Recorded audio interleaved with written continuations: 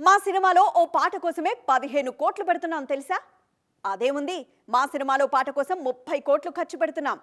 మీ ఇద్దరు కాదమ్మా, మా సినిమాలో ఓ సీక్వెన్స్ కోసమే 50 కోట్లు పెడుతున్నాం. టాలీవుడ్ సర్కిల్స్ లో ఈ చర్చ ఎక్కువగా జరుగుతోంది ఇప్పుడు. సినిమాలకు అయ్యే బడ్జెట్ ను సింపుల్ గా సీక్వెన్స్ల కోసం పెట్టేస్తున్నారు మన దర్శకులు. మరి అలాంటి క్రేజీ సీక్వెన్స్లపై కన్నెద్దామా?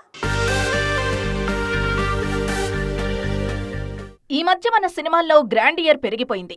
ఎలాగో మార్కెట్ పెరిగింది కదా అని మన నిర్మాతలు కూడా ఎక్కడా కాంప్రమైజ్ అవ్వట్లేదు. అవసరమైతే ఒక్కో సీక్వెన్స్ కోసమే 50 కోట్లు పెడుతున్నారు నిర్మాతలు. మరోవైపు పాటల్ని కూడా అదే స్థాయిలో ప్లాన్ చేస్తున్నారు. గేమ్ చేంజర్లో పాటకు 16 కోట్లు ఖర్చు పెట్టించారు శంకర్. మామూలుగానే శంకర్ సినిమాల్లో పాటలు, ఫైట్లు చాలా కాస్ట్లీ. గేమ్ చేంజర్ కూడా దీనికి మినహాయింపేమీ కాదు. పాట కోసం 16 కోట్లు, ఓ ఫైట్ సీక్వెన్స్ కోసం 20 కోట్లు బడ్జెట్ పెట్టిస్తున్నారు శంకర్. పుష్ప 2లో గంగమ్మ తల్లి జాతర గురించి చర్చ బాగానే జరుగుతోంది.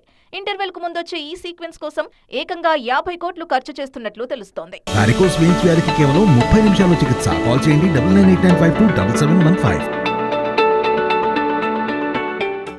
జూనియర్ ఎన్టీఆర్ కొరటాల శివ దేవరలోనూ కాస్ట్లీ ఎపిసోడ్స్ చాలానే ఉన్నాయి. ముఖ్యంగా ఇందులో అమ్మవారి పాట కోసం ఏకంగా 25 కోట్ల వరకు ఖర్చు చేస్తున్నారని తెలుస్తోంది.